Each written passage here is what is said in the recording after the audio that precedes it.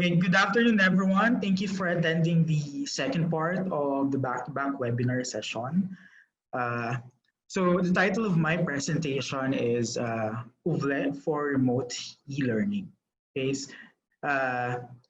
we'll be talking about two main topics in the afternoon session, and those two main topics are, so we have UVLe, and we also have remote e-learning. So for UVLe, what is UVLe? For those who have not used UVLe before, UVLe is short for University Virtual Learning Environment. It is an online learning management system. Our goal for today is more of understanding its basic features and its practical applications in terms of remote learning. So we don't really have enough time to do detailed demonstrations, but I'll be showing some screenshots and a summary of procedures of the basic steps that you have to remember, and a copy of this material will be given to you. We also have instructional videos available in our YouTube channel, and the team will be linking the relevant video materials in the chat. Okay, so please check the chat. And that's for UVLe. And at the same time, we'll be talking about remote e-learning. Remote e-learning, because we will not be discussing the entire spectrum of remote learning. We'll be focusing on online strategies that can be implemented via UVLe. So we'll be sharing some tips, what type of activities we can do in UVLe to keep things a little bit more interactive, or some suggestions on how we can implement the usual things we do in the classroom in an online setting.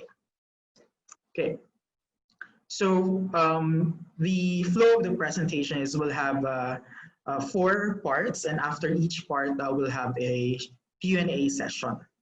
Okay, so for the first part, it's all about preliminary information, how to access UVLe, what's in the home page, what's in the course page, and understanding some navigation features within UVLe. So how to access UVLe, University Virtual Learning Environment. Okay, so our website is, or the UVLe website is uvle.upd.edu.ph. So you just have to visit the site to log in. And the general features of UVLe are as follows. So it allows teachers to share learning resources, gather or provide feedback, assess and monitor student performance, conduct online learning activities, and many more. So we will try to understand the features in more detail in the next parts. Okay, so to access the UVLe site, what do we need? What account do we need? So this is the basic steps. You just have to go to the site, uvle.upd.edu.ph, and then just click login. The button is found at the upper right corner of the page. And then you have to enter the website using your Dilnet username and password. So the primary account that can be used for logging in is the Dilnet username and password. So as you can see in the shared screen, the login window or the login box has 2 buttons there. You have the ordinary login button, and you also have a login button which mentions login via UPmail. So there's a way of using UPmail as a login credential, and I'll discuss that later. So on your first login, you have to remember that you will be required to do the following. So first-time users will be asked to update their profile information. So you have to check your name. If there are errors in the name and it can't be edited on a user level, just inform us through ILC Diliman Help Desk. And second, we strongly recommend that you change your primary email to your UPmail account. So that you will receive your email notifications in your UPmail account, and at the same time you will be able to optimize features that are attached to the UPmail account, or university subscriptions that are attached to your UPmail account. Like Zoom. Okay, so that's the first step. Update your profile information. And second, after updating your profile, you'll be asked to agree with the acceptable use policy of the university. So it's just like the terms and conditions when you subscribe to a particular site. So you have to agree with the acceptable use policy before you can use the entire features of UVLe. So for your information, just to clarify things, because I'm quite aware that a number of faculty members are confused with UPmail and Dilnet. So the UPmail is different from your Dilnet account. Primarily, there are two different email addresses associated to them. Now, the UPmail is associated with the UP Systems Google Enterprise account, and the email address ends with @up.edu.ph.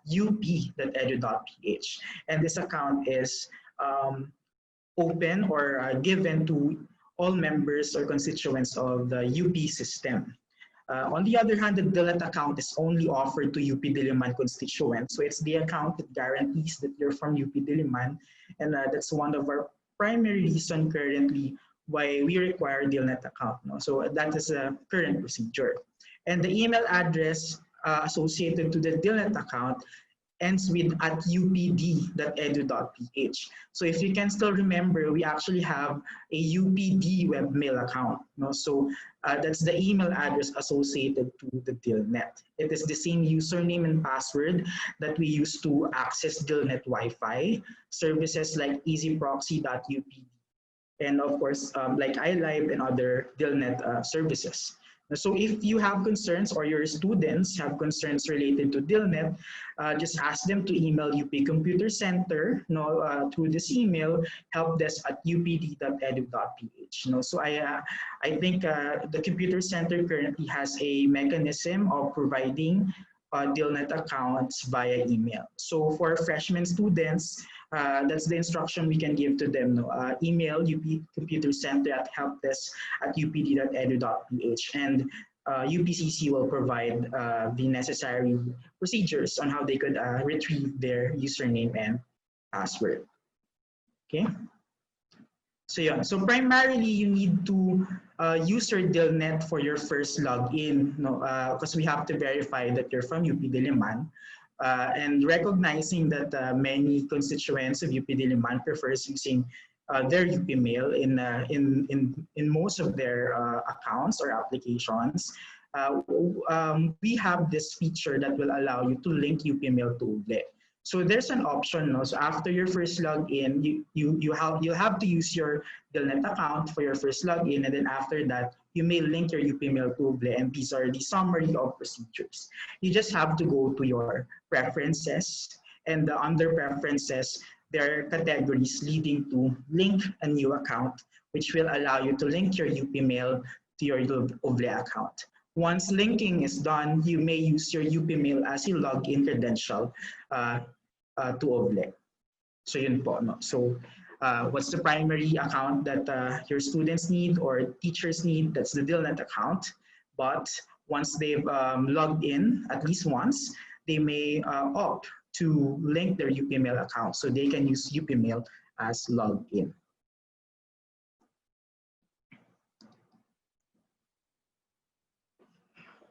Okay.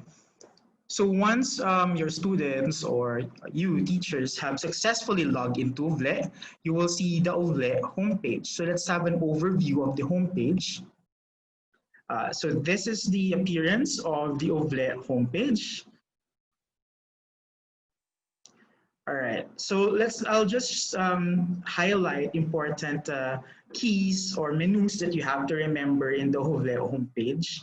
And again, we have a YouTube video that discusses this, the homepage in much more detail. So first, you have to remember the button you have to click to access your courses, and that is My Courses. So just click My Courses to access all course pages that you are part of as a teacher or as a student. So take note, the role, the specific roles, being a student or being a teacher, is assigned within a course page. So you don't have a global role within the website. But if you enter a course page, that's when the role is assigned or is activated. So you can have a single account but multiple courses, and some of those courses your role could be students, and so in some of those courses your role can be a teacher. No, kasi I do think that that's a possible case, no, especially for junior faculty members who are still taking graduate courses. Okay, so my courses, that's where you will go to access your courses. And then this is our relatively new icons. We have now the notification bell icon for notifications, and we also have the speech bubble icon for messaging. So just click the speech bubble icon, and this allows private messaging. So as of the moment, one-to-one messaging pa lang po, we still don't have, the messenger can still do group messaging. So for now, private messaging only. Yeah, and besides these two icons, you have quick links. So if you want to access in the important menus, or do you want to search a course, etc., you just go to quick links. No? So the important menus are here, like your dashboard, my messages, my tools, etc. And beside quick links is your full name or username. And under your username, you have the following menus. These are very important menus. The first menu under your name is Guide Me on this page. So for your information, there's a virtual page there's a virtual tour feature within UVLe. And if you want to activate the virtual tour, just hover your mouse on your name and click Guide Me on this page. This virtual tour is available and working in several pages within UVLe, no, but not in all pages. But in the most commonly visited pages, this feature is available. You also have My Grades. Now, this is for students so that they know, so they see a summary of grades that they received from the activities and courses that they've done in UVLe. And there's the Help button to access ILC Diliman Help Desk. Okay, you may also access the Help Desk through its link. No? So the URL of ILC Diliman Help Desk is helpdesk.ilc.up.edu.ph. Okay. And lastly, if you want to change something about your profile, no preferences regarding notification and messages, no, the preferences menu is under your name. Okay, so that's just an overview of the homepage. So my courses, notification bell, messaging, quick links, and under your name, there are a lot of helpful features like help, preferences, and guide me on this page. All right, so once you've entered the site, of course, your next goal is to have a course page which you can use for your classes. So how do we request for a course page? So we currently have two primary options. So the first option is if the class is already available in CRS, then you can use the UVLe integration module in CRS, which can do automated creation of courses. Now, again, the requirement is the class should already be encoded in the CRS. Otherwise, if the class is not yet in CRS or the course page is being used for other academic related activities like it's a validation exam, bridge program, a university council meeting, then the request should be made through ILC Diliman Help Desk. No, and again, it has to be consistent with the acceptable use policy of the university if it's other academic related activities or other activities in general. Okay, so what are the specific features or functions that you can do in UVLe integration module of CRS? So if you have visited recently your CRS account, you will see under instructor dashboard, there's UVLe integration module. So within the UVLe integration module, you have there buttons and a table that allows you to automatically create course pages. There might be some delays like a 1 or 2 hour batch processing time, but in general, you will be able to get the course page within the day. And it also allows syncing of class lists in CRS and enrolled students in the course page, which means you don't have to manually enroll students to your course page in UVLe, or nor you don't have to require students to self-enroll via a password or enrollment key. So the OVLE integration module already automatically enrolls students to your course page if they belong to your class list in the CRS. And if there are changes in your class list in the CRS, you can easily update the set of enrolled students in your course page by redoing the process of syncing in the class in CRS. So you simply have to click sync again, and it will make the necessary changes. So if some of your students did change your matriculation or add math, or left the class, you may just simply resync the class list so that your enrolled students in the OVLE course page will be updated. Okay, so these are the basic features of the OVLE integration module: course creation and syncing of class lists and enrolled students in the OVLE course page. Now, there are also advanced features that may be useful for your classes. The CRS OVLE integration module has the advanced features. You just have to check show advanced features. It's found at the upper right corner of the table. And if you check that button or that checkbox, the following columns will appear related to link merge courses. So when we say merge courses, it is to merge different sections of the same course in a single course page. And for example, I teach in UP School of Statistics. Let's say I'm teaching 4 Stat 101 classes, but I want to manage them in a single course page. The process will be is to create a course page for each Stat 101 class and then use this feature to merge them into a single course page. At the same time, the advanced features allows you to link a new course page to an existing course page. So let's say you are already an experienced user of UVLe, you have completed course pages before, and you want to recycle those course pages. And when I say recycle, you don't want to upload those materials again for your new course page. So linking, what happens in linking is that the existing course page will be combined with the new course page, and in effect, the link, the resulting course page, will have the new students in your new course page, and will also have the pre-structured materials that you have already organized in your existing course page. The current limitation is that if you have enrolled students in your existing course page, they will also be part of the link or the resulting course page. So one way to go about that is before linking, you have to unenroll your students in your old or existing course page, or you may reset the course page. There's an option to reset. So that's it for CRS OVLE integration. So actually, this is the best way to request a course page. You have your classes encoded in the CRS so that you can optimize these features. But if you would like to request a course page for practice purposes, we allow that.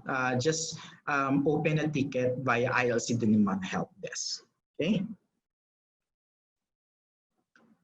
All right. So we've just talked about requesting a course page.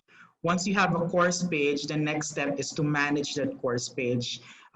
So for this particular section, we'll talk about the basic features and what are the basic or simple things that you can do in your course page. What are the simple modifications that you can do? Okay, so first let's start with the concept of a basic template and the starter set. So teachers by default will be assigned to a teacher basic role.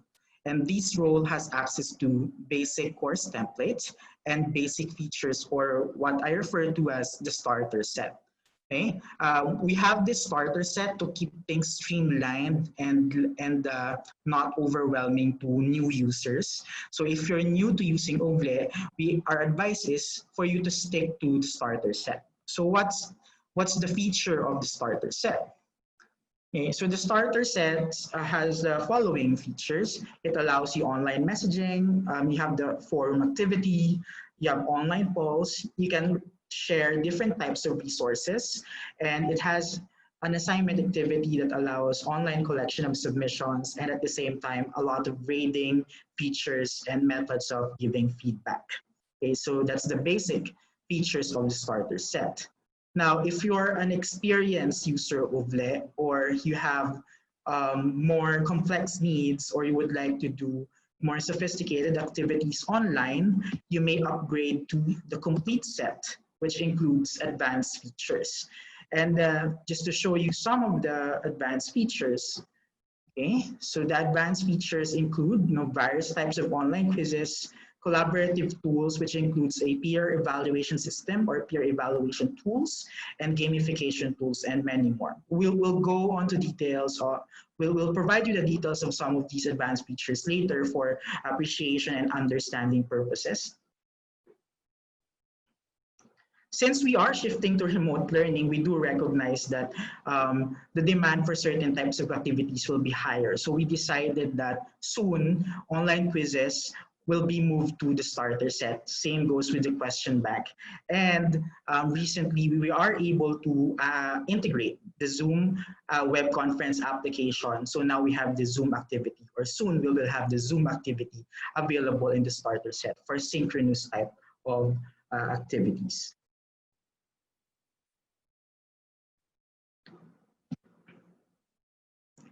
Right, so as mentioned, teacher basic role has access to a basic course template. This is the basic course template. Let me orient you with the parts. You have there a button to upgrade your role. So if you want to access the complete features permanently, you just have to upgrade your teacher role. So just click that button. But again, if you're a new user, we do not advise that you click this button because there's no downgrade button or there's no undo. So once you've upgraded, that's sort of permanent. You can't change it back on your own. But let's say if you accidentally click this and still accidentally click the next window and said, okay, I'm sure to upgrade, but suddenly you change your mind, we can definitely revert you back to the basic role. But for that to happen, you have to open a ticket via ILC Diliman help desk. Okay, so the reason why we have the basic set or starter set is because we want to keep things simple for beginners. So, but if you're not a beginner, feel free to upgrade to full teacher features. And then we have the following blocks. We have activities blocks, search forums blocks, so you can easily search discussion topics. And all course pages will have an announcements forum where the teacher can post announcements, and these announcements will be sent through the primary email addresses of your students. So all users are subscribed to this forum, hence they will receive email notifications. And regarding email notifications, we have to remind our students that they should use an active email address as their primary email address in their profiles. Otherwise, they may not receive the notifications, or they may not see the notifications from UVLe. So announcements forum, that's a default forum. Everybody gets that. Okay. And below the announcements forum, we have the topics section where we can build our modules. We can edit these topics. We can edit the topic title. We can put content, which we'll discuss later, how to add content, how to add activities, etc. And definitely we can change the general appearance or format of the topics. And then we have the button turn on editing. This is the vital part of almost all steps or procedures you have to remember regarding using UVLe. If you want to change something, you have to click turn on editing. It's a common rookie mistake to actually attempt to upload the file before clicking turn on editing. So if you want to upload something or add an activity, that's always the first button you have to click, turn on editing. And then we have also blocks for latest announcements and upcoming events. So if notifications are activated, students will receive notifications reminding deadlines of quizzes, assignments. Similarly, teachers has the option to activate notifications reminding us to grade submitted assignments or output. So kung gusto niyo pong may reminder na, oops, mag-check ka naman, sir, pwede po yan. You will receive an email notification. All right. So what can you change within a course page as a basic user or as a beginner. No? So under a teacher basic role, you can change the full name. If you want to change the default full name of the course coming from the CRS, you can definitely do that. You can change the course format. So here, instead of an outline-like appearance, we have tabs per module or tabs per topic. So that's the tab topics format. You can definitely change that, and you can edit content. So that's under the basic role.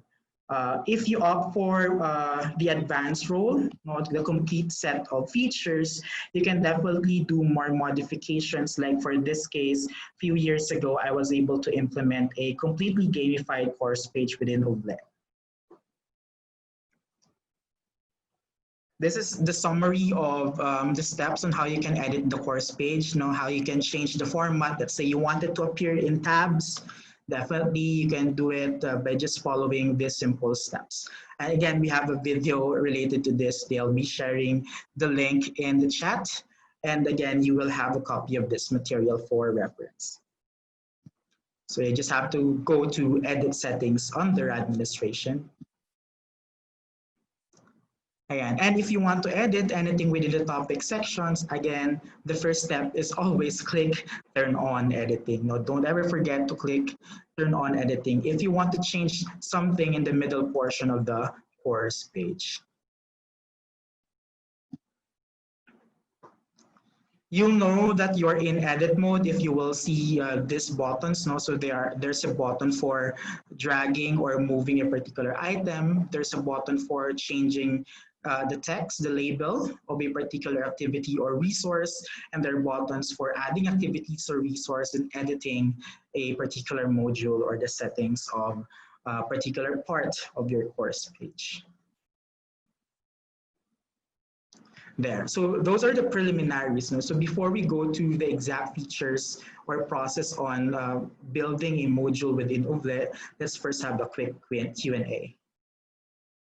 Okay.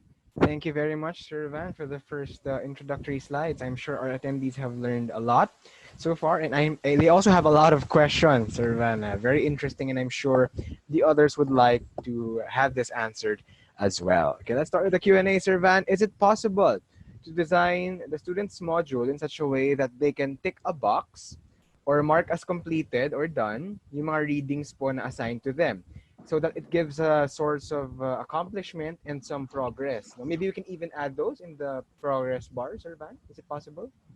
Yes, I think I have an example here. Yes po, it's possible. Oh, hindi siya visible, so it's not in my slides, I think. There. So you'll see here, there are boxes here which they can check. So you can definitely activate this feature. It's called completion tracking feature. So there's a feature like that within UVLe. Visible po ba sa shared screen? Yeah, yes, sir. Kita po. Ayan. All right. Dotted squares. Yes, those squares. No, they can put a check mark on those squares. It can be manual or automated. If it's automated, it's based on rules. So say for this one, if it's an assignment activity, it's automatically checked when they submit it. But if it's, let's say, a reading material, it can be a manual. It could be in manual mode. So if they're done reading this, you can instruct them to check the box if they're done with the material. Yeah, good yun, Sir Van. So we can, so they can have this sense of accomplishment while doing the course. Thank you. Yes. Sir Van, on the server side naman, with the foreseen increase in the use of UVLe coming dahil po sa ating new normal, how's the system's capacity currently? Will there be problems along the way? I think Ma'am Lo can vouch that the UP Diliman is already procuring extra resources for the first semester. Tama po, Ma'am, diba? Wow. Okay. And so there are infrastructure upgrades in preparation for the first semester. And so far po, last second semester or even during regular times, we haven't really maximized the current resources for UVLe. So we sort of have more than, we currently have extra space, and the Chancellor's office and the rest of the UP Diliman administration are very supportive naman po. So they're helping us with the infrastructure upgrades. And I'm sure, Sir Van, if ever meron po tayong announcements ng disruptions or server problems, we will also be coursing them through formal channels so everyone would be informed. Yes, thank you very much, Sir Van. How about this one, Sir Van? Ito po medyo mabenta ang isang talakayang ito. Can you show examples of gamifying? Or All how does right. gamification work? I actually have a separate slide towards the end, no, but I can show a little since I've shown one already. So for this particular slide, the one I've shown here, I just added a block called level up block. So each student starts at level 1, and every time that they do certain things within the site, they earn experience points. So the concept of leveling up and the concept of experience points are game concepts. So when you apply it to the course page, you are gamifying the course page. So that's one way of gamification. So every time the student accomplish something, they earn experience points. And if they reach particular thresholds, they level up. So for this particular example, I use this to motivate the students to regularly visit the course page, to interact always in the forums, etc. And of course, may madinagdag pa like those designs and images. Pwede ba yan, Sir Van, group EXP point gain? Is it possible, sir? Pwede ba yun? As a class po sila mag-grow? I think I have not explored that one. No. So this one is individual level up. Oh, yes. Individual performance. Yeah, definitely. Kasi at the end naman, and of course po yung gamification na ito ni Sir Van, if I recall correctly, hindi po siya, it's an additional part of the grade, sir, no? Hindi siya part ng core. Para siyang bonus of sorts, incentive. Yes, no. For this particular implementation, no, it did not really affect their grades. It's more of, it helped me identify who are engaged online and who are not engaged online. I see. So, sir, last two questions before we continue. Thank you very much. Keep those coming, attendees. Okay, here's one from Carlene. Hello, can we request a new course page even though the course is not yet reflected in the CRS? I answer. Medyo common question po ito. Yes po, if it's like for practice purposes or you would like to prepare in advance, yes po. Basta po, there's just a way to verify that you're a faculty and it's a course that you usually teach yun po. Via ILC Diliman Help Desk. Yes. So, pwede rin po sila, sir, mag-assign ng multiple teachers, no, doon sa test course na yun. So everyone can see and you can show your new things to your other faculty rin, sir, no? Yes. New features. Okay. Last one, sir. Are there other features for collaborative work, maybe like GDocs or Overleaf, that aids team paper writing? So parang GDocs kind of thing na embedded maybe within UVLe. Meron ba tayong ganun, sir?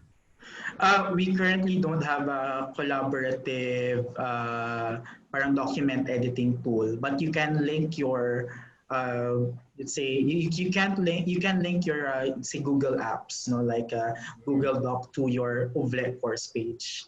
So linking is possible, and that's the easiest solution.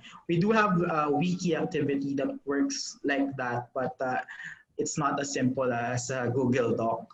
No, if you have suggestions po, if you know certain collaborative applications, yes. Kindly put that in your feedback by the end of the webinar, and we can look into it and explore if it can be used within UVLe. I see. Okay. Thank you, sir. Sir, last na to, pahabol para po malinis ang Q&A. Okay. Okay.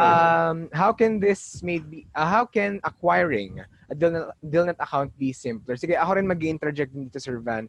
Kasi po currently, I think wala pa po tayong, we're still improving processes para po mas mapabilis ang pag-procure ng Dilnet account. Pero I asked, like one of my friends also who's taking up masters, he hasn't received his Dilnet account yet. So what he did was he just sent an email po to the computer center, and he was just instructed to have a visible ID, na picture, and a selfie together with his Form 5. And I think within the day naman po nabigyan po siya ng Dilnet account. So it's a matter of going online kasi wala rin po tayong walk-ins ngayon dun sa computer center. I think this is one of the ways na we can make it easier for the students, no? Through online na lang po yung request. Tsaka I think, Sir Van, are we thinking of merging access, or currently pwede naman pong kahit UPD email ang gamitin or yung UP na email? So yung current not in procedure, you really have to use your Dilat account. That account. If you have not logged in before and then you shift later to UP Mail. Yes. Yes. Sige. Okay. Thank you. So, pwede naman po pala within, later down the line. Okay. Thank you. Keep those questions coming in. But in the meantime, thank you, attendees. In the meantime, let's have Sir Van again continue with the lecture. Sir Van, please continue. All right. So the next part will focus on building a module using the starter set or the basic features of a course page. So a course page can be treated like an online classroom where teachers, students can share learning resources, access activities, and interact with each other. And for that to happen, we have to incorporate learning modules in the course page. And at the same time, we need to have mechanisms for a virtual interaction like discussion forums.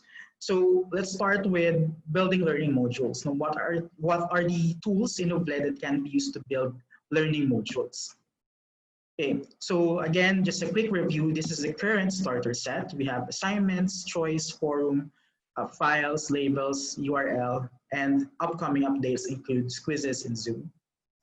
So using the current starter set, we can already build a simple module. And this is an example or a typical description of a learning module. It is a self-contained unit of instruction sufficient to achieve a particular learning objective. And typically, a learning module should have the following components. So it should have a clear topic title and set of objectives. So I've been emphasizing this part in the past 3 days because remote learning is centered around independent learning. So we have to clearly instruct our students or inform our students what's the specific objectives of this particular material because they will be studying it on their own. Second, because it is independent learning and our role changed to being more of a guide rather than the main source of information or more of a facilitator, not the usual way of delivering learning content, we have to provide students a study guide or a suggested, a prescribed plan or approach to the learning material. Let's say you have to instruct them what's the best sequence of reading materials, when she should take a break, how much time does it take to finish this learning module, those kinds of things. And then, of course, it must contain learning resources and assessment tools. So I have here a quick example of a module structured within UVLe. Definitely, you can organize it in your own way. This is one specific way of doing it. So one particular topic section can be converted into a single module. So for this case, I have the module title and objectives. This is just the description of the topic section. And then I uploaded files, which serves as the lesson guide and learning resources. So learning resources, you can have a variety of formats. So we have your PDF. This one, the video here is just a link to a YouTube video. And then for assessment tools, I only have assignments for this particular example. So let's do this part by part. So how I did the first part. So this part here was done by adding a description to a topic section, and it's pretty easy to add a description. Once you've clicked turn on editing, which is always the first step, you will see an edit button that you can click to edit a particular topic section. And then once you've clicked edit, you will be able to type the description and click save. You can be creative with this. It's not limited to adding text. The description part, in the description part, you can embed videos. If you want it to be a video introduction to the module, it can be a podcast, GIFs, it depends. Now you can be creative. So because the text editor allows you to embed media files and photos in the description. So that's the first part. And then next is uploading materials or learning resources. So typically an average user of UVLe would probably know how to upload a file, and the easiest way to upload a file is this. The first step is to click turn on editing. Once you're in edit mode, uploading a file is as simple as dragging and dropping the file to the course page, specifically to the topic section where you want to put it. Again, that's the easiest way. Just click turn on editing and drag and drop the file, wait for it to upload, and then done, right? So you're not limited to uploading Word docs or PDFs. In fact, we don't have any limit in terms of file format, which means you can definitely upload audio, video files or images if you want to be more visual, more interactive with your materials. Say you want to upload a video, similar step, just don't forget to click turn on editing, then drag and drop the file to the topic section where you want to put it. After uploading, you can easily change their arrangement. You'll see this button here with 4 arrowheads. That's for rearranging items. Okay, so again, just drag and drop the file. If it's an image or an audio file, UVLe will automatically prompt you with a question. No, it will ask you if you want to upload the file as media to the course page or you want to create a file resource. What's the importance of this question? No, it will practically differentiate the appearance of the uploaded material.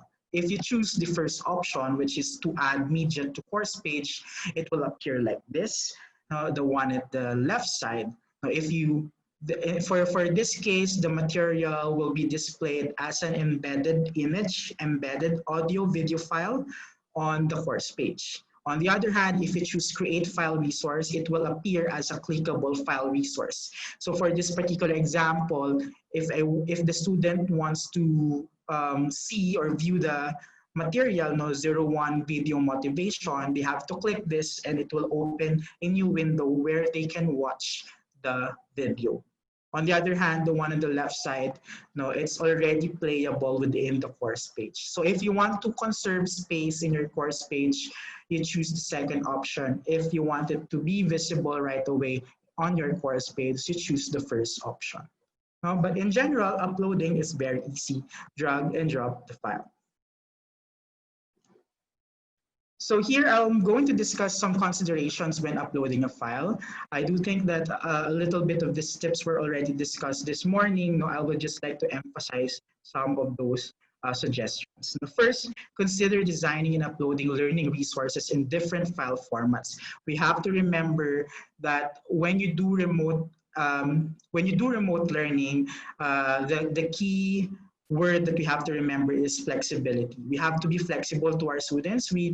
For most of us, we know that our students have very varying situations. So to address those situations, one way is to provide varying file formats. So we have here low bandwidth type of materials and high bandwidth type of materials. And you can upload lecture notes, images, podcast videos. There's no limitations in terms of file format. Okay. But in terms of file size, we do have a rule. The site upload limit is 50 MB per file. Okay, so the rule is per file. Take note, we don't have a limit to the total storage space per course page as of the moment. So the current policy, there's no cap per course page, but there is a cap for file. The reason for this is we want to encourage teachers to keep their files manageable for downloading. But this is not a hard rule in the sense that we never allow files more than 50 MB. If uploading a file more than 50 MB is inevitable, it is something that by design cannot be prevented. The teacher may request a higher upload limit. Just send a message via ILC Diliman help desk. However, in general, we strongly discourage teachers to upload large files as students may have difficulties downloading or streaming the material. So with our current resources, we are able to safely support this policy, this 50 MB per file rule and a no cap rule per course page. Once we have the upgraded infrastructure, we can definitely go back to this policy. And if there will be updates, we'll just inform you. So how do we keep files manageable if we have that rule, that 50 MB rule? One, consider uploading several short videos instead of uploading one long video for each module. And by short video, based on my experience, around 10 to 15 minutes is typically enough to discuss very specific nuggets of information. With this strategy, students with an average internet access have better chance of successfully downloading several short videos one at a time versus making them download one large video. we have to remember, we have to take note, no, that if the file is large and the download process gets interrupted in the middle, no, the student has to repeat the entire thing again because the fragment of the file will not work. So that's the challenge. That's the challenging part to students who don't really have strong internet access. So to help them, this is one consideration that we can do. Some teachers suggested if you can prevent using, if podcasts are enough, no, if it doesn't require visual aids, then podcasts will be lighter compared to a video file. Some specific experience, example. This one is based on my experience. So I had a long video lecture material before, about 60 minutes, rendered at 180p, and it's about 160 MB. And I also had a class wherein my strategy was to upload several short videos, and I was able to manage in such a way that each file is less than 50 MB, and the videos are about 15 minutes long.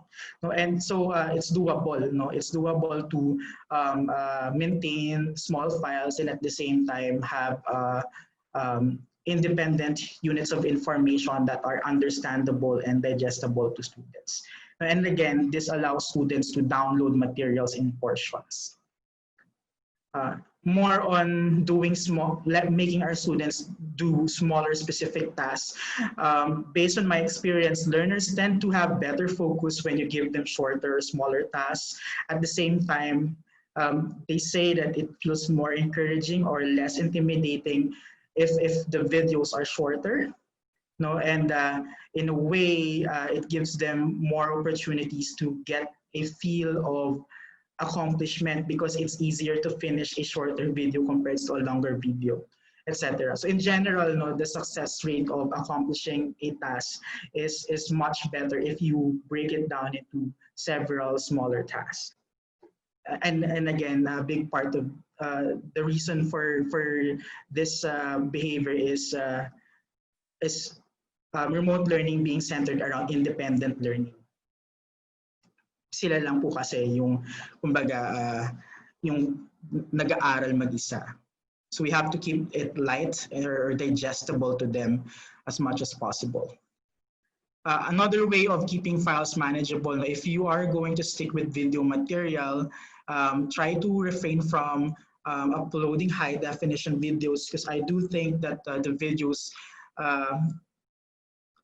need not to be high resolution for them to understand effectively. You know, for most cases, a 480p or a 720p video is already enough. No, so especially if your students will be watching it via phone or a device with a smaller screen, we don't really have to render a video at a very high resolution. No, this higher resolution, although sharper video, results to a larger file. There. So those are some tips regarding uploading materials. It's easy to upload a material, but we really encourage teachers to design their material such that it is download friendly and at the same time digestible in terms of independent learners. Next, can we share web pages or YouTube videos in our course page? Yes, no, in fact, you can link anything. That's why I mentioned a while ago, if you're using an external application, you can definitely link that application to UVLe. That's the easiest way to put all of the materials in a single place. So if you want to link something, you have to use the URL resource. So again, as mentioned in the morning session, we don't really have to create all of our learning materials from scratch. We can curate them from different sources, no? Educational web pages, open educational resources, or YouTube videos. And if you want to link those online materials, just use the URL resource. It's simple to add a URL resource, just follow these steps. Again, you always start with turn on editing. Once you're in edit mode, you just have to click add an activity or resource and choose URL resource. And then you just have to set it up. You have to put a title, what's the link, and some description, and you're done. Okay, again, we have a separate instructional video that you can watch about setting up a URL resource. Okay, another suggestion here, if it's comfortable with the department or with the individual faculty, you may consider opening a YouTube channel. And my reason for this is, for me, YouTube makes videos more accessible because of the current available packages for accessing video streaming applications. No, so for example, no, there's one telco who offers this 99 pesos package for 1 week consumption. It already has 2 gigabytes of general internet surfing and 1 gigabyte per day specifically allocated for YouTube and other video streaming sites. So if the student is able to optimize this package, technically the student has 7 gigabytes for YouTube for a week, and that is enough to view a lot of videos. And in YouTube, you can allow downloading of videos. So that can be to download a lot of video materials already. And at the same time, YouTube allows users to play a video at a lower resolution, which means if they have a weak internet, they could play a high definition video at a lower resolution, making things more manageable for them. So those are the reasons why I suggest you may want to consider opening a YouTube channel and simply link the YouTube videos in your UVLe page. And so regarding setting up a resource or activity, there's a general procedure or pattern when it comes to creating a new activity in UVLe, and that starts with turn on editing, click add an activity or resource, then choose the type of resource or type of activity. And when you set up these resources or activities, you will see these question mark buttons and on the different settings. So if you want to know something about a particular setting and you see this button, please click it because it will guide you. It provides additional information regarding that setting. So yeah, so don't disregard the question mark. It's a button, it's a help icon. Okay, it's time for a second round of Q&A regarding learning resources. Okay. All right. Thank you, Sir Van. Let's open the Q&A portion again for the next set of questions. Okay, let's have one, sir. How are the security protocols of the UVLe? Ay, na-answer na pala siya. Pero sige, baka may gusto pa kayong idagdag, Sir Van. Sa gaano ba ka-safe or gaano ba ka-secure ang UVLe as a system? Mas masasagot ata yan ng system administrator. Pero wala naman po yata tayong active incidents, sir, na merong hacking. Wala naman. Yeah, wala naman in all the years of active. The only technical thing I could say is we are already using HTTPS. Hindi na tayo HTTP. So in general, HTTPS websites are more secure than HTTP. Okay, thank you. May upgrade tayo, sir. No? So one step ahead. Okay, thank you. How about this one? Okay, how precise is the data, Sir Van, sa UVLe log? Is it possible to use this as basis for participation? Maybe the clicks, no, sir? Or maybe the length of time that they've spent in one activity? I think that's the spirit of the question. All right. Yes, very detailed po. And you can track the specific resource, the specific activity that they've clicked. It tracks the exact time it entered a particular page.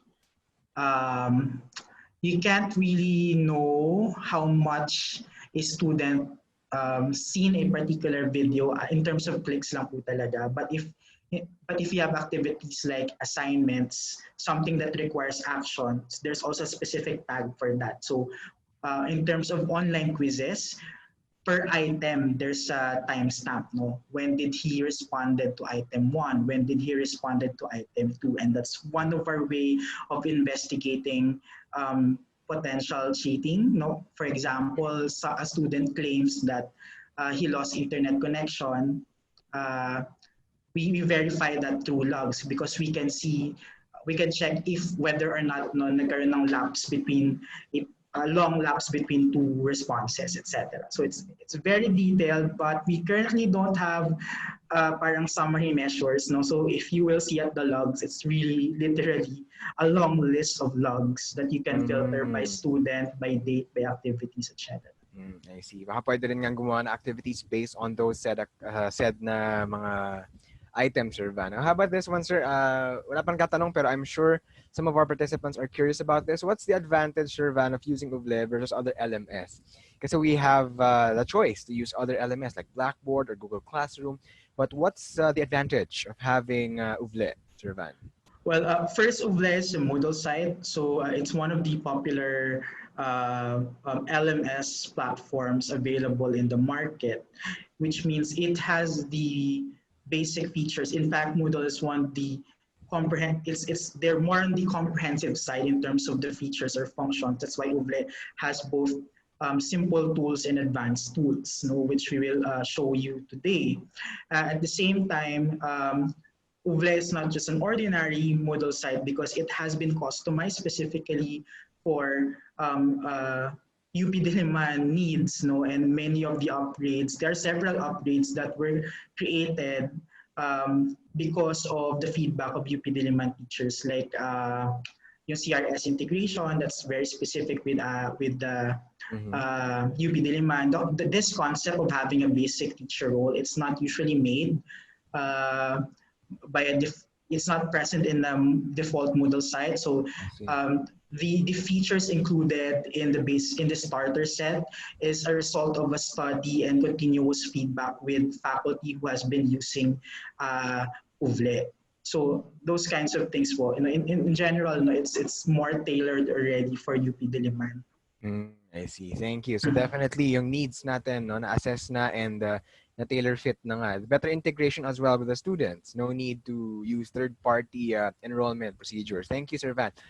This one naman, Sir, maiba naman tayo. Let's talk about access. One of the most important issues, especially with the new normal. There's this one question now. How about those students, though, Sir Van, who have slow internet speed and rely on 3G signal? It might take a while for them to load or download the class pages. Na-test na raw po ba natin ang UVLe in remote areas? That's number one.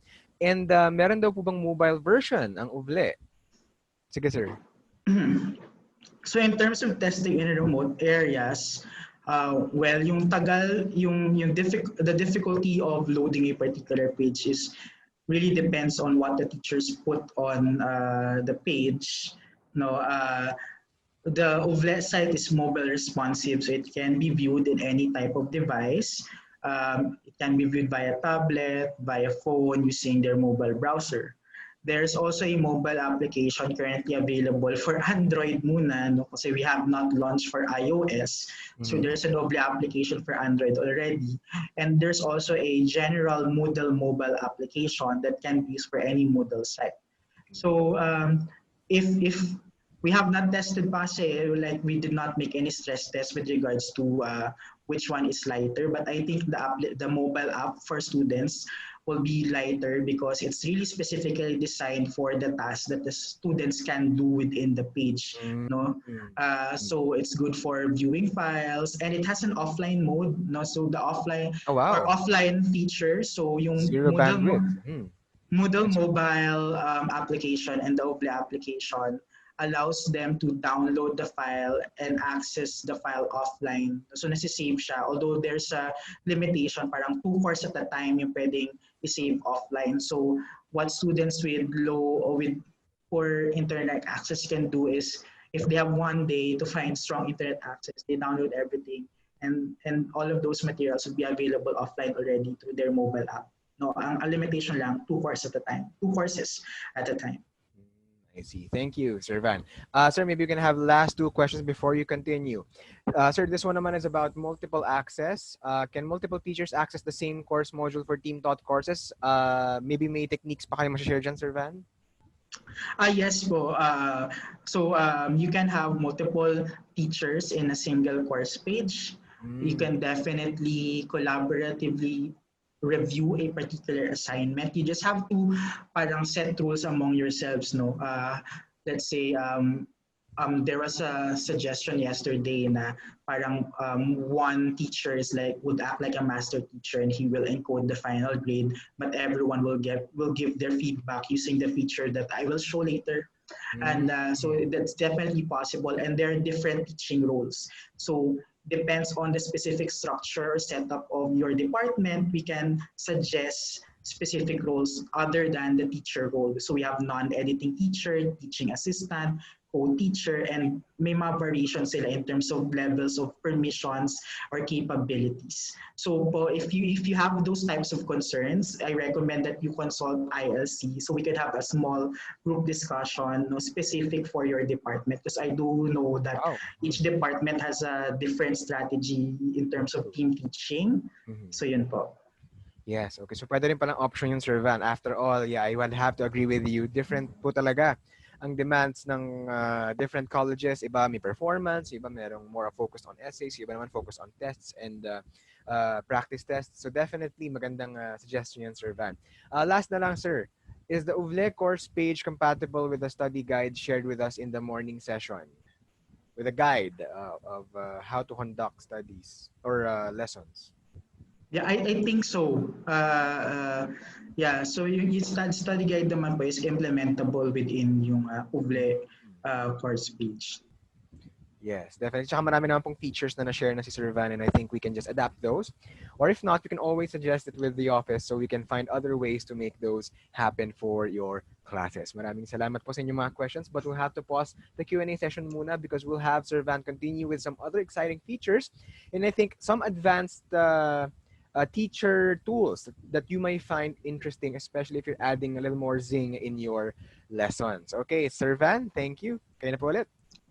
Okay, so for the next part, we're still going to discuss the starter set, no, but this time activities. No? So a while ago, I mentioned URL for sharing videos, links, etc., and how to upload different file formats. Okay, so this time, how do we assess? That's the question. No? So what tools can we use for assessment? The simplest tool in UVLe that we can use for assessment is the assignment activity. So as we all know, no, assignments can be very flexible in terms of implementation. So we have that activity. So assessment of learning can be done through online assignment activity, and the basic features of the assignment activity includes the following. One, it allows online submission of files. This has a flexible tool for setting up deadlines. There's an online grading feature and various options for feedback. So let's go into details. So first, how do you set up an assignment? Again, there's a pattern in the procedure. You start with turn on editing, followed by add an activity or resource, and then simply click the type of activity or resource that you want to create. So paulit-ulit po yan. Turn on editing, add an activity or resource, then choose the activity or resource you'll be creating. And the last step or the next step is to set it up. Now, you have to set up the assignment, which includes putting the assignment name, so the description can be the instruction, there's a field for attachments, and a lot of other things. I will only highlight certain features. Let me start with the deadlines. So important reminders when we set up an assignment activity. You may implement two different types of deadlines within UVLe, and those are due date and cutoff date. So the due date is the official deadline of an assignment. It is the basis for upcoming events and the basis for sending reminders via email notification. Okay. The due date is the official deadline, so which means it's the marker for determining late and on-time submission. Okay, so all submissions after the due date is considered late, but submission is allowed. On the other hand, cutoff date is the last day that UVLe will allow submission of outputs. So which means after the cutoff date, the submission box will disappear. You know, the students will not have access and will not be able to upload anything to the assignment activity. So I have very small visualization. So until due date on time, until cutoff date, submission is allowed, but late, after cutoff date, cannot submit anymore. You can definitely set the same due date and cutoff date, but the cutoff date cannot be put before the due date. No, UVLe will send or prompt an error if you set up the cutoff date before the due date. So you have a choice to put a grace period for late submission or not. You also have a choice to not put a deadline if that's the strategy you are considering. You can disable due date, cutoff date. Next, in terms of submission, you may allow online text submission, which means students will type their answers in a text editor and they have to be online while writing their answers. Or you can also choose file submission, meaning students will submit a file. There's no limitations in terms of file format, but there is in terms of file size. Same rule, 50 MB per file, or for this case, 50 MB for the entire submission. But if you're going to require an assignment that let's say requires a video file and it's inevitably more than 50 MB, you can always ask help by ILC Diliman help desk and request for a higher upload limit for that particular activity. So allowed naman po, by request na lang.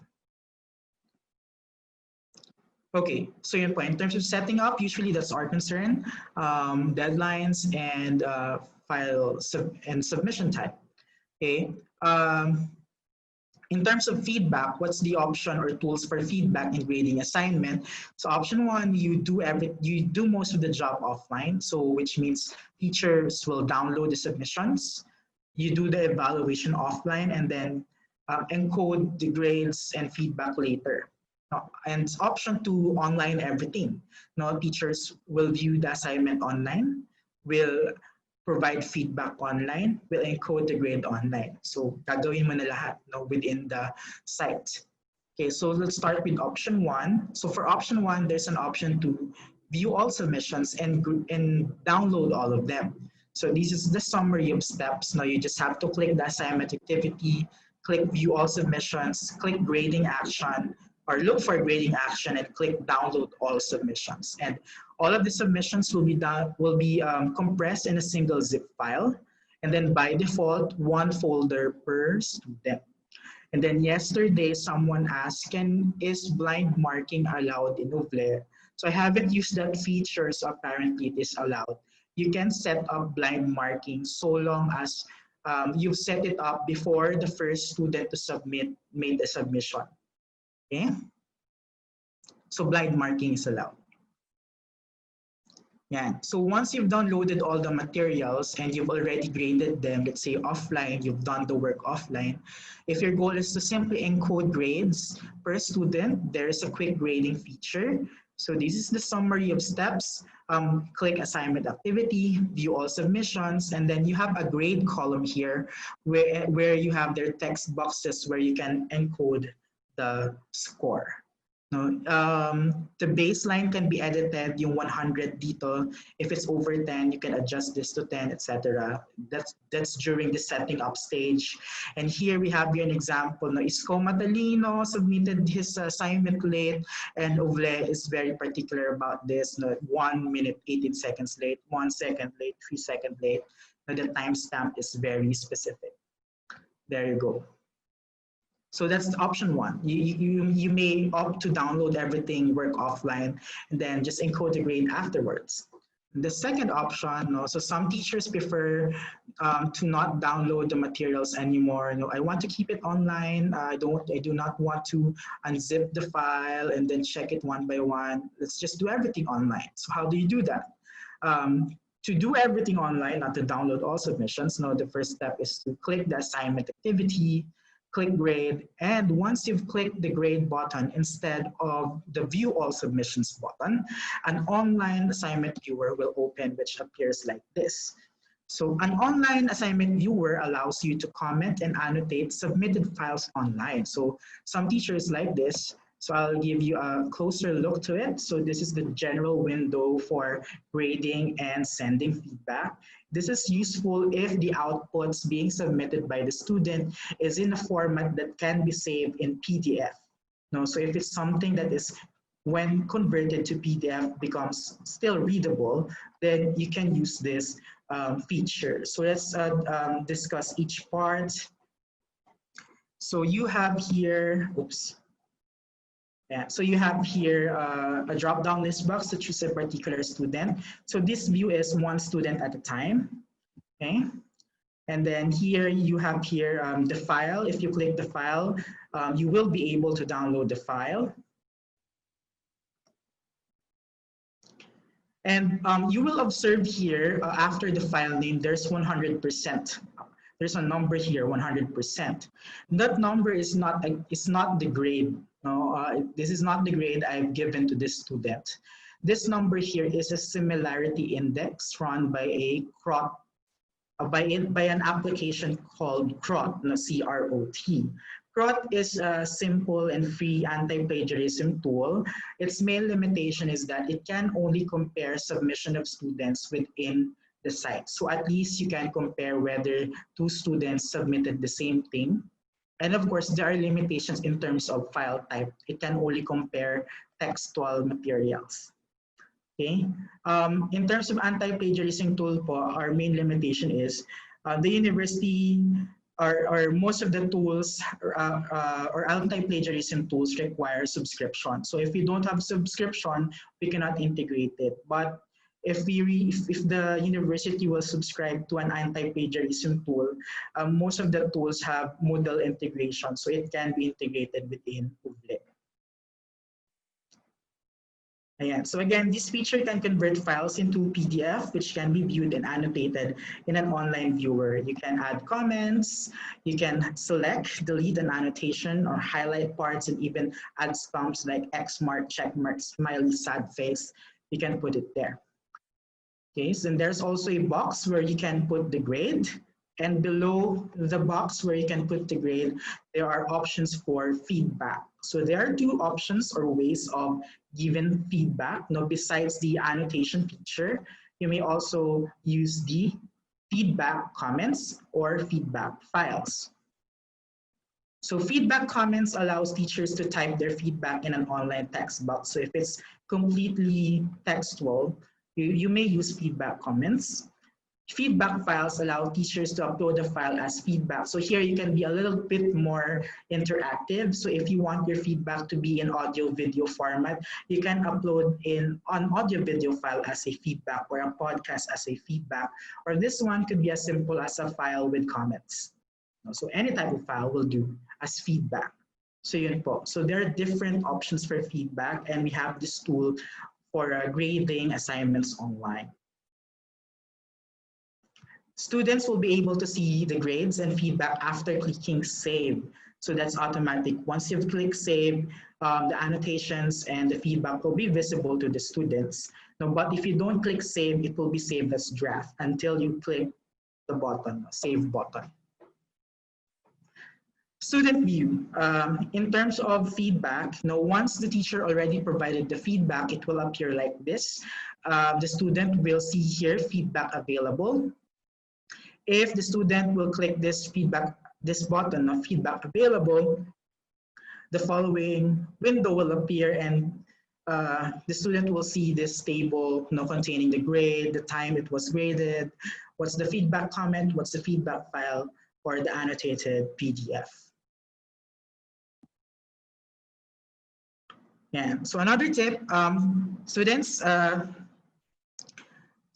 may use the activities block to download everything that is downloadable. So that's one of the useful features of the activities block. Now, just go to the activities block, click resources. So if all of the materials are already available, uploaded in the course page, they may use this option to download everything in one click.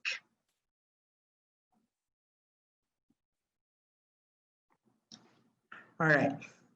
So I've just talked about assignments. So putting assignments and learning resources will not be enough. Now we have to allow virtual interactions to approximate the classroom feel within the online learning environment. Okay. So yeah, so it's not complete without setting up activities for virtual interaction. We have two simple activities for virtual interaction. The first simple tool is the choice activity, which allows us to set up a quick poll, a one-question poll, which can be used to gather feedback from our students. Yeah, and so again, there's a pattern in setting up an activity, turn on editing, add an activity or resource, click choice.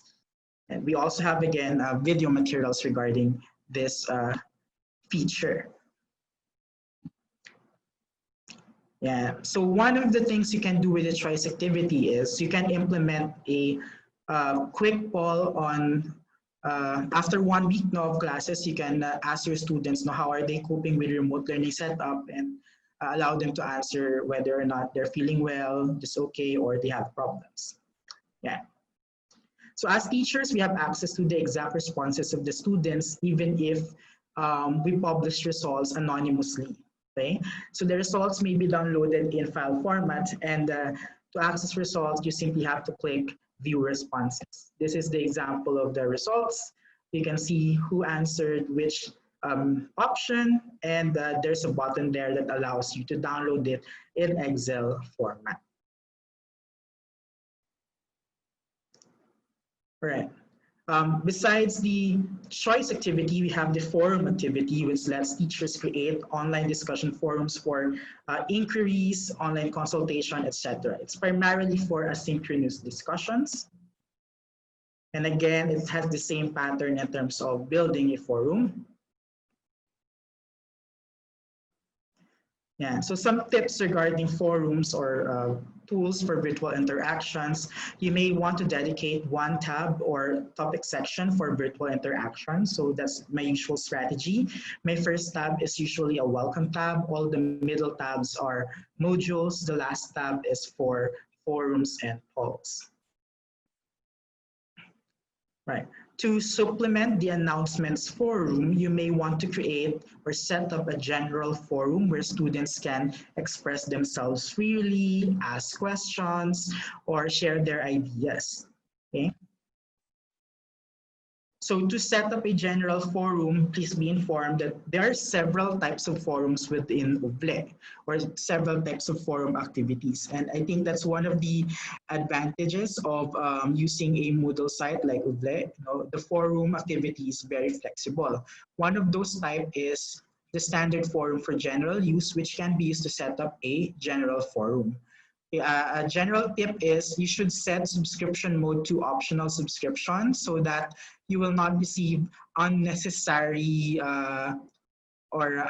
you will avoid the flooding of email notifications. So because it's an open forum, not all of the topics there will be relevant for everyone. So just remember to set subscription mode to optional subscription.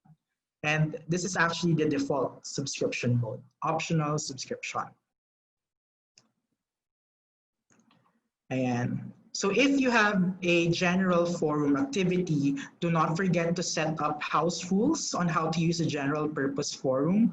And at the same time, I suggest that you recommend a title format so students can easily search discussion topics. So for this case, ito yung title format that I commonly suggest, module number dash topic, so that if they use the search forums block, they want to know which questions were already posted about module 1, they just type module 1 and all of the discussion topics with module 1 will appear.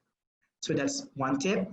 And at the same time, again, this icon is commonly left unnoticed because it is so small, so that small envelope there, or sometimes it's just a small dot, that's actually an icon or button that you can use to subscribe or unsubscribe to a discussion topic. So you will see that if the subscription mode is optional, so that students has an option to subscribe or unsubscribe to a particular discussion topic. Okay, we also have a special type of forum called Q&A forum, and I suggest that this is the best way we can approximate recitation activities. So a Q&A forum has the following rules. Now, one, only the teacher can pose a discussion topic, and that serves as the question. 2, students can only reply their answers, but they will not be able to see the responses of their classmates until they have posted their own response. And there's this 30-minute grace period after posting a response. And during that 30-minute grace period, the students cannot edit his or her post. But the student, and they will be able to see the responses of the other students after that grace period. So this type of forum encourages individual thinking, but at the same time, it helps students learn collaboratively because eventually they will be able to see the responses of other students. I think when I was an undergrad student, We did a similar activity pero via Yahoo groups pa nung time na yun, and it's like an online debate activity that we did via a forum. So you can implement that using Q&A forum. So let's have an example here. So kunyari, we have here Isko Matalino. He's the first one to post the answer to the question posted by the teacher. And then a few minutes after, we have Iska Matapang. Oops, someone already responded to the question. So Iska Matapang will not be able to see Isko's answer because she has not posted anything yet. And when Iska posted her response, she will still not be able to see Isko's answer, and she must wait for 30 minutes because during these 30 minutes, she can still edit her post. And after 30 minutes, all of the other responses will be visible to her. And she will not be allowed to edit her answer anymore. But she is still allowed to make a new answer, add a new reply. So there's no limit to the number of replies, but you are not allowed to see other responses if you have not contributed anything to the forum activity. Another tip when using forum activities, you may want to conduct a getting to know you activity via forum. This is a good activity to allow students still have a sense of having a classmate despite learning independently. So what you can do is to open a discussion topic and ask your students to share, let's say, a selfie, or if you want to be relevant to Gen Zs, ask them to upload a short TikTok video and then type some personal introduction. It's a good idea for GE classes, freshman courses, so that they will know their batchmates. It makes online learning more human because there's more human interactions and you're allowing your students to express themselves, introduce themselves. And it's definitely much better if the teacher will also participate, to establish that sense of community online that you're willing to communicate with each other. Okay, so those are the tips for the forums. Yeah, so before we go through the run through of the advanced features, let's just have a quick Q&A. All right, thank you, Sir Van, for those features. We have a few branching questions right now, sir. Particularly, ito po isa with peer reviewing. No? So they were asking, sir, kung ano po yung mga common options natin for peer reviewing kasi this is a common trend nowadays in online LMSs, and pwede po ba itong i-implement ito sa ating UVLe? And also, is it possible to submit it na merong tawag dito, privacy, or could it be made public, for example, sa class? What do you mean? Public, yung output ng estudyante will be made public. Kasi po parang peer grading po yung parang trend, no? So, is peer grading available? That's number one. Yung peer grading, that will be discussed in the last part, no? So, we have an activity called workshop activity. I'll show that later. That's really designed for peer evaluation.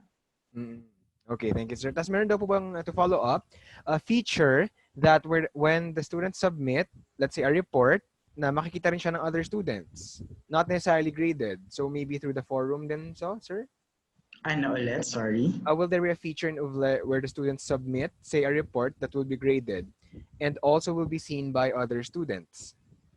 So for that case, I think the best activity will be the activity for the peer evaluation, the peer evaluation activity. I see. They may use the forum if it's low stake activity, just saying for public consumption, they may use the forum. True. Yes, thank you, sir. How about this one, sir? I think this is specific naman po sa need, no? Can you encode your feedback using different Asian characters? Special characters. Yeah. Okay. We have not explored that, but we have explored math symbols. We can check. There's an option for special characters, but it's not necessarily Asian characters. No, I have not seen. Meron pong chat siya ang ating support. Meron daw po through keyboards. Would you keyboard maybe specific to a digital keyboard app? Language. So to change lang po nila yung language ng keyboard nila, yung input, and then it will reflect automatically in UVLe. Sir, is that how it? Okay, sir, pwede po pala apparently. So kailangan lang daw pong palitan yung keyboard input entry to a different language. And then pag nag-type na po through UVLe, it will reflect na. Amazing, amazing. So pwede pala siyang workaround, sir. Okay. How about this one, sir? How about, can UVLe instructions and tutorials be made available earlier via orientation for freshies? So I think it's more of, ano po yung materials natin for the, kumbaga yung kids na papasok, so they can Yes, see it. yes Yes. po. Yes. We'll be creating po a student guide soon. No? Ito po muna inun namin the webinars, then we'll start working on the student guide. We'll also have the teacher version. We'll also have the student version. Okay, all right. Thank you very much. Medyo marami rin po dun eh. Maybe last two na lang so Sir Van can continue sa advanced. Ayan, sakto, last two. How about our anti-plagiarism software, Sir Van? Are we looking into additional third-party providers or ano pong plans natin for UVLe with anti-plagiarism rules?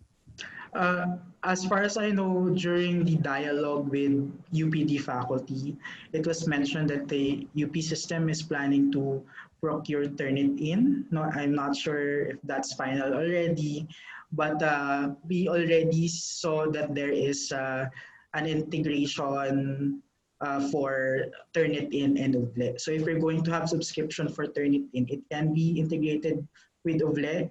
No, but we have to check what's the exact parang contract with regards to using it, because if it has parang limited number of times, no, if it can be only used for a limited number of times, we may have to set up restrictions after when we integrate it with UVLe. Pero possible po. Possible. All right. Sige, thank you, sir. Kasi definitely it will be a big help for those who are focused on paper-based submissions. Okay, thank you. Sige, Sir Van, maybe we can continue with the rest of the advanced features and we'll still be entertaining questions po. Maraming salamat sa mga attendees na nagtanong. And Sir Van, take it away po again. Okay, so for the last part, I'll be discussing advanced features and the upcoming features in the starter set. So other exciting tools, no, upcoming updates and advanced tools. So first, no, quiz activity. No, so moving to remote learning will be shifting the quiz activity to the starter set. No, so to address the needs of the teachers. So online quizzes are generally more complicated to set up and administer the assignments because you have to know the security features, and in general, it is important to preview and test the quiz activity before giving it to your students. That's the common rookie mistake. What happens is teacher ended up voiding the activity because there's so many issues in terms of implementation, even if they were able to set it up properly. So it requires a little bit of practice, no? And I think the best solution here is if you're going to set up a high-stake online quiz activity, you should work with your colleagues. No, it's better to do this as a team so that you can distribute the roles. No, one will check the logs, one will check the integrity or the structure of the quiz, etc. Okay. So the quiz activity has several features. It's very flexible, so much more flexible than the quiz activity of the Google Classroom and of most LMS out there. It has basic question types, so you can create questions that is in multiple choice format, short answer format, short answer with numeric response, true or false, essay type, no, and we have advanced question types like combined questions, calculated questions that's randomly generating a new version every time you try it. Music theory type questions, no, specific for music theory, may mga symbols na readily available, and a bit of the visual question types like mapping, etc. So we also have that.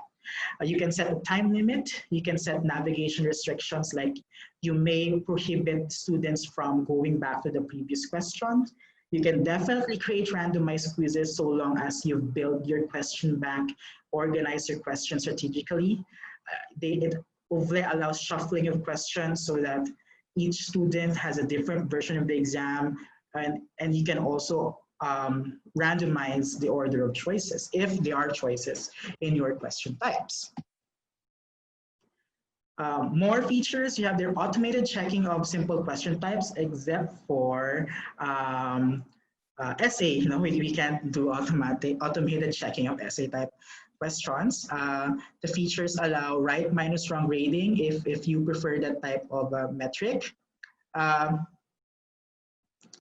Option to control the number of items per page. It allows multiple attempts. If the design of the assessment tool is more formative, you want them to repeat it if they get the low score. So multiple attempts may be set up, password protection, and other extra restrictions.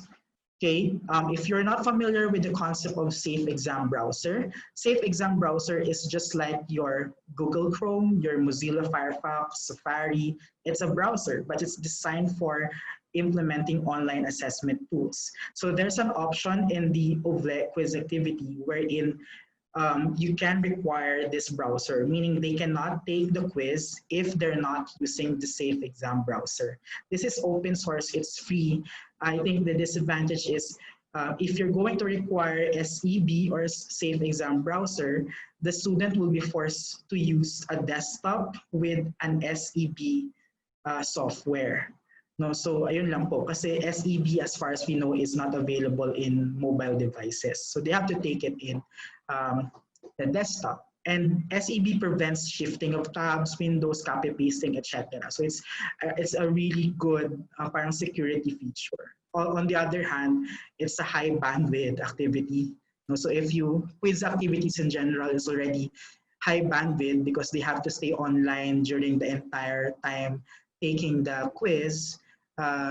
So adding new software may be a little bit restricting, but it's a good security feature and many more other features. Some successful cases. So recently we were able to help College of Music in implementing their music theory exam. What's special about the exam is it's our first time to implement a listening exam type of quiz. So we were able to embed audio files in their questions. So they have to listen to the file before they can answer questions. And you can create another version of this wherein instead of embedding audio files, you can embed pictures, you can embed videos, and they have to watch or access those files before they can answer the questions. Musical symbols were embedded as images, and for this case, about 200 plus applicants simultaneously took the online quiz.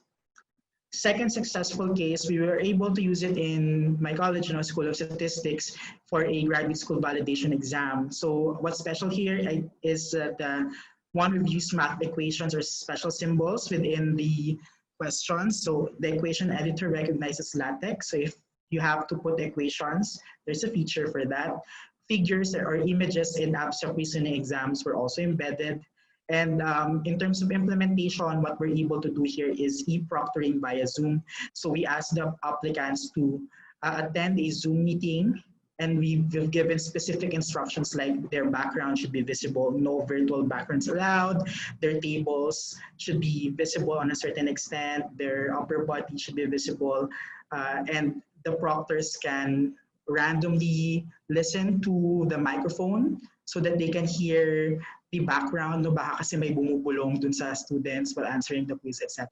That type of proctoring. We were able to do that because our participants is less than 100 and we got volunteers as proctors, so about 20 to 30 participants per proctor, because if you're using Zoom, you can view at most 25 or 36 webcams at the same time, depending on the size of your screens.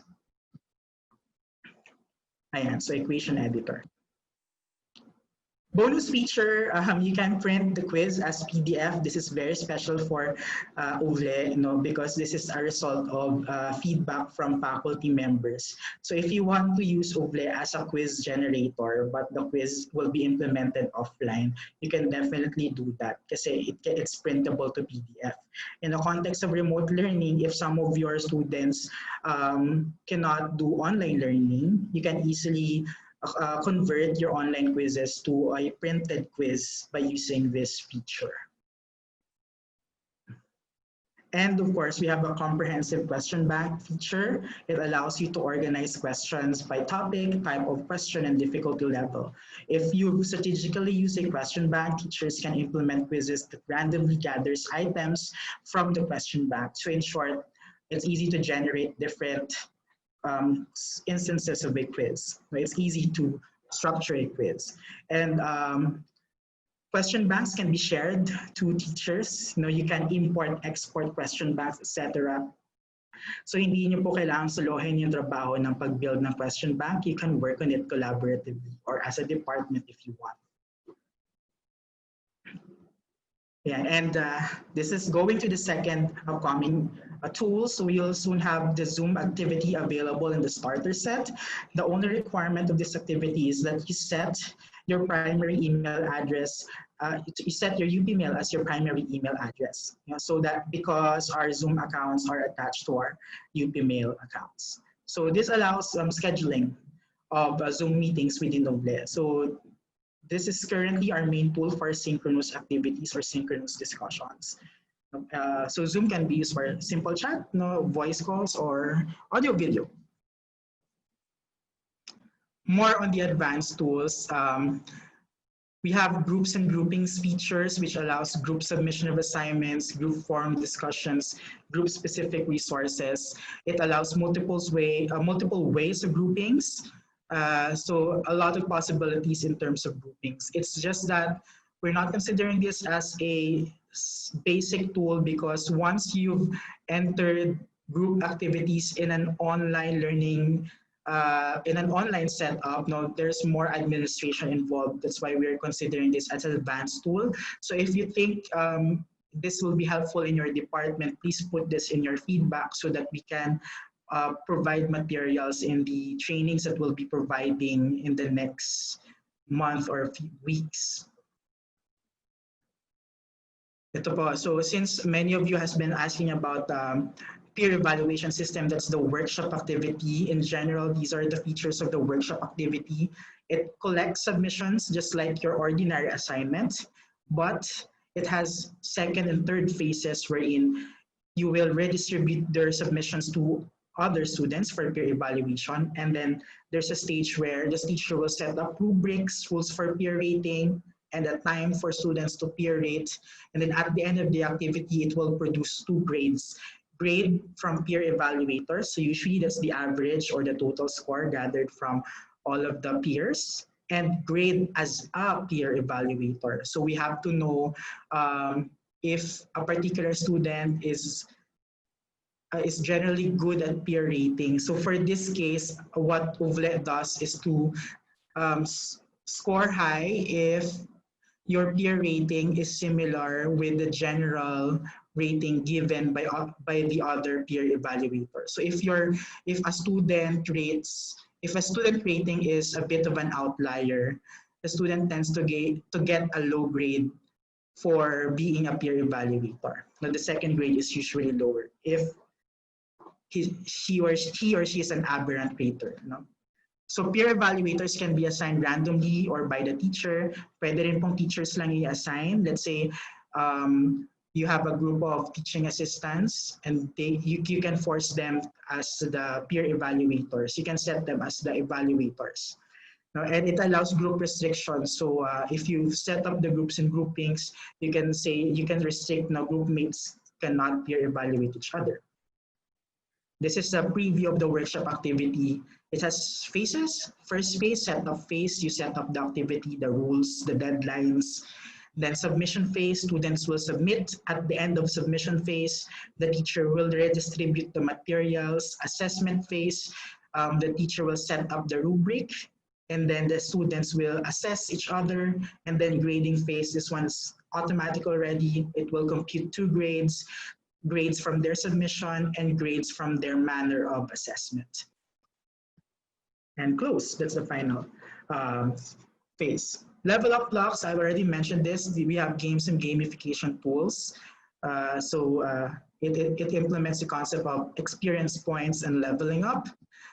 More than that, we have the game activity within UVLe. So if your tired of the usual online quizzes, and you would like to, let's say, implement icebreakers and quiz format, we have game format. So for instance, instead of your usual multiple choice questions, you can easily construct a millionaire's game question. If you have several identification questions, you can easily construct a crossword puzzle. And this one is automatically generated. The primary prerequisite here is if you know how to build a question bank and you've organized the questions such that questions of the same type are grouped together, you can easily create games. This can be graded, non-graded, it depends on you. So pretty interesting. It's not limited to these two games, but simple games lamang like hangman, etc. Some thoughts to end this presentation. There is so much to learn and too many roles to play. It seems that remote learning requiring us to become a teacher, a content creator, video editor, technical support, system administrator, etc. Parang grabe na to ang 2020, ang daming gagawin. But for me, in general, we don't necessarily have to be everything. So I would like to emphasize the importance of collaboration with peers. So as mentioned, UVLe supports collaborative administration of courses. Consider team teaching by role. So which by role, I mean each team should have different technical expertise, balance the technical skills per team, make sure that you have at least one member of the team who's good at using UVLe, one good at creating online quizzes, one good at instructional design, so that they will complement each other instead of the usual team teaching wherein we allocate by topic, this one by role. And optimize teaching assistants. So we have appropriate UVLe roles for teaching assistants, or if you would like to allow your students to help you a little bit with the administration of the course, we have a role called super students. Kunyari lang gusto nyo ng police sa forum, so your super students may serve as administrators of forums, etc. And yeah, that's the end of the presentation. Some short announcements. We will have instructional videos in YouTube, and we will be offering online courses, and we will be creating a student guide for students. Your feedback today will be used in the design of these courses, so please do provide your feedback. And let's have our last round of Q&A. Thank you very much, Sir Van, sa advanced features. I'm sure very excited na po ang ating mga attendees with the rest of the advanced features for their own classes. Okay, sir. Ito, sir, about access po, a really good question coming from this one, sir. What if a student loses internet connection while in the middle of answering the exam or quiz? Yes, sir. Okay, so in general, they don't lose the work that they've done already. So kunyari, there's a 10-item question, they got disconnected on the 5th item.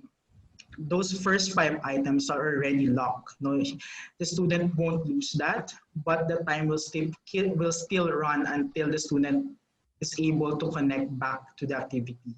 So that's the main disadvantage. The student will lose time if it's a time limit, if it's a time pressured quiz, but it will not lose the work.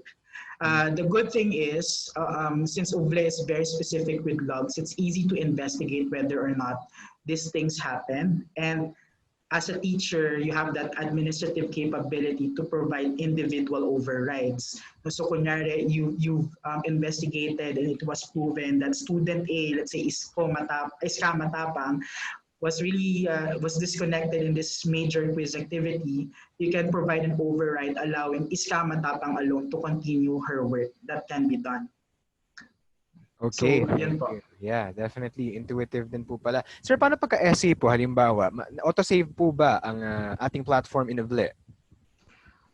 As far as hindi ko pa siya na-stress test kung essay, what if nagka-type ka ng essay and you got disconnected. Yes, as far as I know, every 5 minutes or 10 minutes, it saves draft. It saves a draft. I see. Yeah. Yung auto-saving feature din pala, hindi lang kasing aggressive ng other formats. Pero yes. Yeah. So auto-saving is also true when you are setting up an activity. So For example, as a teacher, you're setting up a forum activity, but your internet is shaky. The key rule is if you got disconnected for a very instant lang, let's say 2 second, 3 second disconnection, what you should do is simply reload the page. Do not click back. No, just ensure Oh. that you have reconnected back to the internet. No, just reload the page and don't click back so that you won't lose the task that you've already Mm. finished. I see. Ganun po pala ang forms. No? Thank you for that tidbit, Sir Van. Magandang lesson din yan for general use. Sir, how about this one? Gaano po ka-strict yung sa automated checking? For example, pagka hindi na naka-capital letter ba, mali na siya? Or would there be additional choices that would allow for it? Pag walang S, mali na ba? How will it work, sir? Yes po, for identification type questions, Yes, sir. it depends on your setting. So you Mm. can set that it is case sensitive. You may allow that it is not case sensitive. You may allow wild characters. No? So pwedeng yung character na yon any character siya. And Oh, I at the see. same time, if you encounter, let's say, pwede ka pong mag-input ng several possible Correct answers. answers. Okay. Several possible correct answers. If you were not able to exhaust all of those correct answers, you can always adjust the question. Kunyari si student answered a new responded a new word and it's also correct. You can Yes. always update after you see that new question Oh, and I regrade see. automatically. I see. Okay, that's good. Automated din po pala. Maganda po yun for multiple words, no? Thank you. Sir Van, ano naman po ang roles natin for TAs under UVLe? Ano po yung unique doon? Ano po yung restrictions? Maybe if you're going to promote a student as a TA?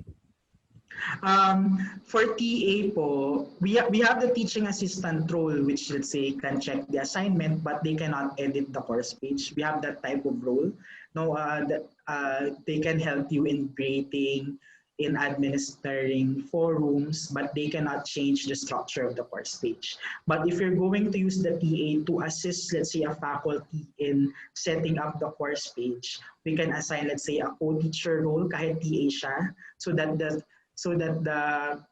TA can help the teacher manage yung UVLe course page kung may gagalawin talaga siyang elements. So yun po. So yun po, no? We again, if you're going to have this specific arrangement, it is best to discuss it with us in a small group or para po ma-provide po namin yung specific solution na best for your department po. Sige. Thank you, sir, for that. No, definitely limitations are still there, but at least we can discuss.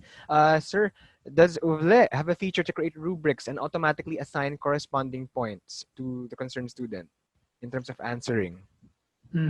So far po, I haven't searched a rubric activity, but the workshop activity allows you to set up a rubric that will be used for peer evaluation. So yun po currently, no. That was also asked yesterday, no, pero pa po namin na-check if there's that capability. All right, thank you. Ano pa pala, by the way, before we conclude this Q&A session, meron po pala isang tanong kanina pa, ano po yung meaning na nakalagay sa discussion slide ni Sir Van? This discussion has been closed.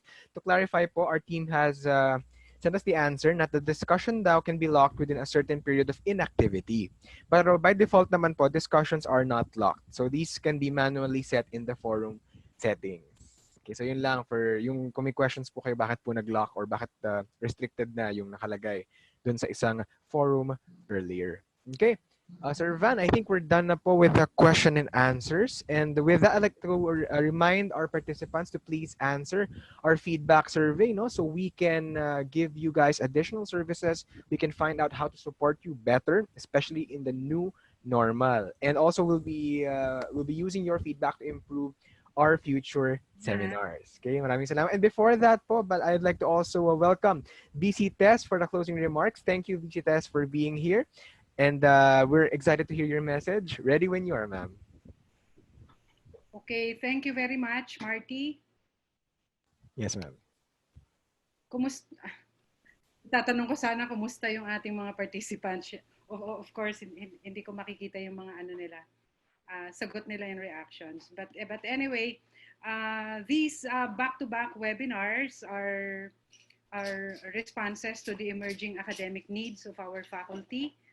I just hope na marami po kayong natutunan kaninang umaga at ngayong hapon. No?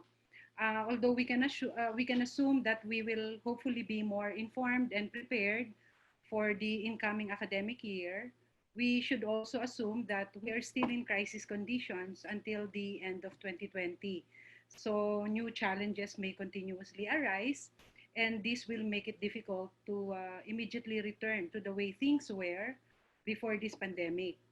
Until this pandemic is over, we should be ready to accept that our assumptions and expectations regarding the way we teach and learn before have to be adjusted in preparation for the incoming academic year. Part of the preparation, of course, is infrastructure, both physical and academic infrastructure. We have Chancellor Fidel's support in terms of upgrading our learning management system, which is UVLe. And in fact, our request for emergency procurement is now with the UP system. As we all prepare ourselves, our students, and of course our courses, it is important in the best interest of all stakeholders of the university to be guided with some general principles, no? Like yung atin pong responsiveness to unequal access to technology of faculty and students. Of course, nandyan din yung inclusivity and consideration for diversity, such that our students and faculty with special needs will not be left behind. And then there is compassion, of course, respect and mutual care. And we also hope that we will practice flexibility in light of developments associated with the pandemic. I also hope that we become open to feedback and consultation. And then there's, of course, our academic freedom, no? But with utmost consideration of students' well-being and, of course, honor and excellence. We have to also be aware that decision-making during this time is iterative, and that any changes to the way we do things are made as new developments and needs arise. So sana po kahit sa maliit na pamamaraan ay nakatulong ang back-to-back webinars na ito na inihanda ng Office for the Advancement of Teaching sa pamumuno po ni Sir Ton Clemente kaninang umaga at ng ILC Diliman, Interactive Learning Center Diliman sa pamumuno po ni Ma'am Lo Grepo Halaw. Hangad ko po na patuloy na makatulong ang OVCAA sa mga haharapin pa nating hamon at gawaing pang-akademiko sa mga darating na semestre. Naniniwala po ako na magagawa natin ito habang nagtutulungan. At napakalaking tulong po ng inyong pagdalo ngayong araw.